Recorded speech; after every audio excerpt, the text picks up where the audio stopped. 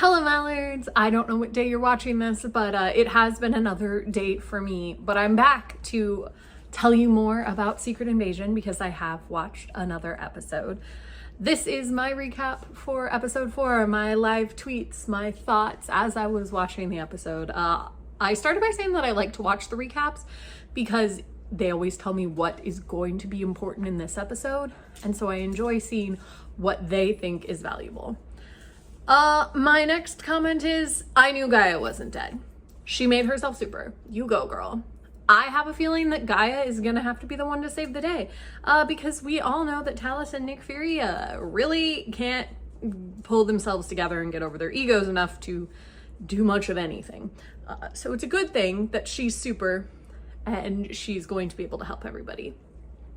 Then we got a flashback. We got to watch Fury's romance with Priscilla Bloom, and I really actually enjoyed that. Like, I'm sorry that it got effed up and that Fury didn't do too well with it in the end, but I think they're really adorable, and so I liked the poem and the dinner, and like all of that was really, really cute.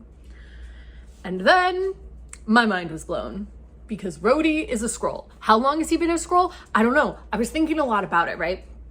And I feel like it has to have been after Civil War, because we've seen several times that if a Skrull gets too injured, then they revert to their Skrull form. Like, they can't hang on to their human form if they're dead, but also if they're like severely injured. And so the Rhodey who fell from the sky in Civil War and broke his back absolutely would not have been able to fake being Rhodey. So had to have been Rhodey at that point in time. And then, but I also think that Rhodey got blipped. No, he didn't. I was trying to remember. I don't think he did. I think he was around because Tony went off world. So Rhodey was around. So it could have been sometime in there. Or it could have been like post-Endgame that they eventually took him over, like when he became more important to the president. But he sort of had that role going for him shortly after Civil War. And so there's a possibility, a non-zero chance, that Tony Stark's best friend, or second best friend, depending on how you feel about Happy, was a Skrull for the entirety of like Infinity War and Endgame. And that's fascinating. And I feel like even if it was post Endgame, that he probably was a Skrull by the time he was convincing Sam that it was the right decision to give up the shield. Like, that he was supporting Sam's idea to do that, which makes that a little bit more nefarious. And that's also really interesting. I don't know. I guess we'll wait and see if they give us any more information about when Rhodey became a Skrull, but like, I should have expected this. Like, I literally should have expected this. I should have been like, right, everyone's a Skrull, except for Maria Hill because they fridged her, so she couldn't be a Skrull. But I still wasn't ready. Like, I did not expect it. He sat down next to Fury's wife and I was like, oh no. So I think there's still potential for repercussions even further out. Maybe we'll find out that there are even more Skrulls, although probably not, because I don't think that this will necessarily carry over to all of the other groups. But maybe we'll have a really fun end scene where all the Skrulls reveal themselves before they fly off, and like we'll just have some really short cameos from a bunch of people who matter to us just turning into Skrulls. Personally, I would like that to be Kat Dennings, whose character I cannot remember the name of right now for whatever reason, but I think that it would be fun if she was a Skrull. Anyway, off of my fan theories, back to the episode. My next note says, Talos, your plan sucks. And Gaia knows it.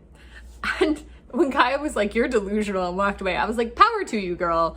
Because you're right. He has been here forever and still does not understand humans, doesn't realize that this is really definitely not gonna work.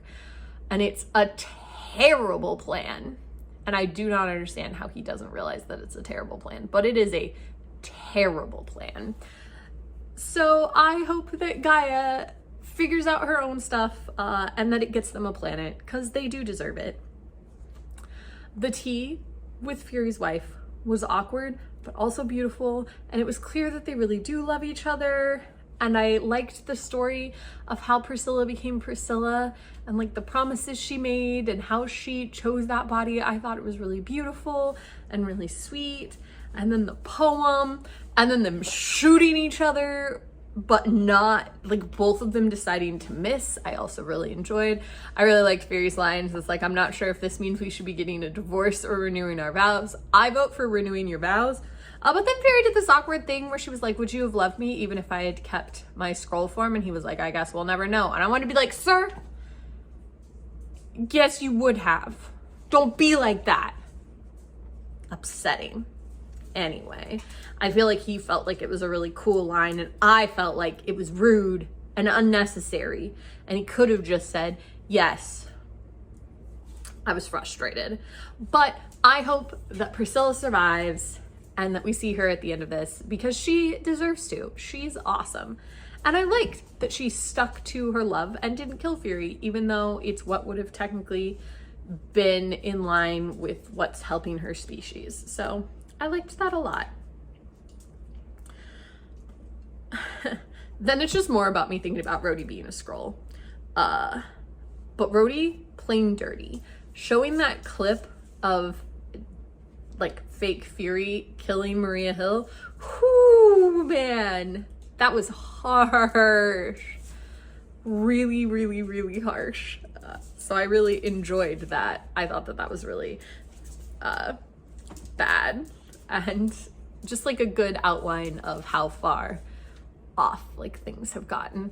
But the thing is about Rhodey is that like Rhodey does play harsh, and like Fury would have done the same thing, and we know Fury's not a Skrull, so like it's not necessarily outside of the realm of possibility. I kind of like Fury getting it handed to him. Like I feel like he sometimes deserves that, and so it was nice to watch. Yes, I am playing tug with the dog currently, so if you see me moving, that's why. Then he did put a nanotech tracker in Rhodey, and I thought that was so freaking funny, because Rhodey was like, should I be worried about poison? And Fury said, no, nanotech. And Rhodey laughed, and then he drank the liquid, but Fury was being serious. He just straight up told him, yeah, there's nanotech in this. Ugh. Sometimes honesty is the best policy, and results in people not believing you and then falling for your trap. It's what I like about that Anna Kendrick film, Mr. Right, where he's like, yeah, I'm an assassin. And she's like, oh, or a hitman. And she's like, oh, haha, very funny. But he's completely and utterly serious, and I enjoy that part. I also liked that the president was like, did you pregame? So the idea that Rhodey just smells so strongly of liquor was really funny. And then the Skrulls attacked, and it was intense. I was like, oh my goodness, this is not going to go well for anybody. I'm hoping that Gaia shows up and saves everybody. But then Davik used Groot powers, and that was insane. Like, I had to pause the show and think about it for a minute as he shot those vines out. Like, that was so freaking cool.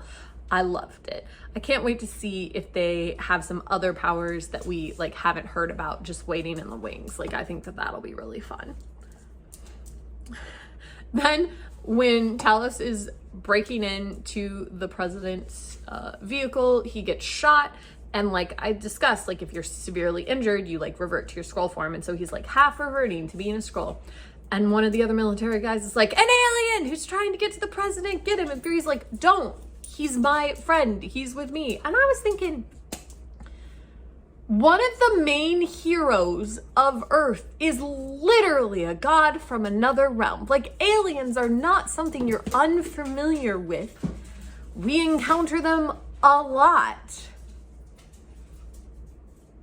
So, like, calm down. Come on, man. I cannot believe how freaked out he was. Like, it should have been obvious to him that no one else was freaking out. Like, it was probably fine. But then Talos got shot.